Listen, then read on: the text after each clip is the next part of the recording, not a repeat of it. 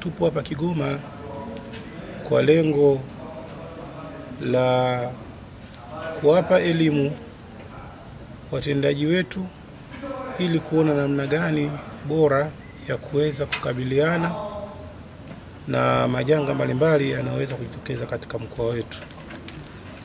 Lengo kuu ni kuzuia, lakini pale inaposhindikana basi tupunguze madhara yatokanayo na maafa haya. Kwa mkoa wa Kigoma mara kwa mara maafa makubwa sana huwa yanatokana na mafuriko, lakini pia kuna magonjwa ya milipuko pia yanajitokeza hapa, na pia kuna wanyama wakali ambao pia wanasababisha maafa katika mkoa huu.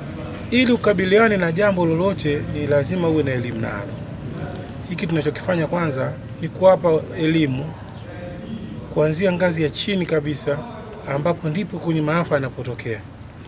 Kwa uelewa tukiwapa hapa watakuwa wanajua namna gani wanachukua tahadhari, namna gani waondoke mapema katika maeneo kama hapa mabondeni, namna gani wakae sehemu zenye miinuko au sehemu zilizopimwa. Kwa kufanya hivyo watapunguza kwa kiwango kikubwa sana madhara yatakayosababishwa na mafuriko.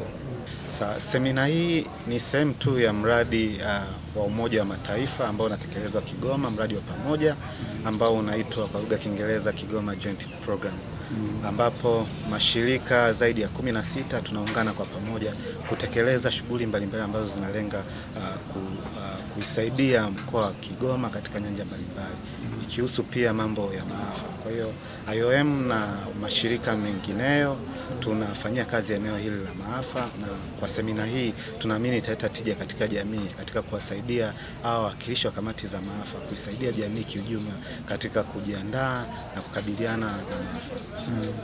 Naitwa Lilenga Isaya Lilenga, natoka ofisi ya mtendaji kata ya Rusimbi. Nimekuja kushiriki semina hii inayohusu masuala ya usimamizi wa majanga. Kimsingi tumejifunza dhana ya majanga, tumejifunza dhana ya maafa, lakini pia tumejifunza usimamizi wa maafa. Tumeziangalia kamati za maafa kuanzia ngazi ya mtaa, ngazi ya kata, wilaya, mkoa na hata taifa. Mimi binafsi nimeona kabisa kwamba semina hii au mafunzo haya yamekuja kwa wakati mwafaka, kwamba watu tunaoshughulika sana na masuala ya maafa tuko zaidi katika mazingira ya chini kabisa ya mtaa na hata kata. Sasa tumepewa uelewa wa kutosha namna gani tunavyoweza na majukumu yetu ni yepi katika kusimamia masuala ya majanga.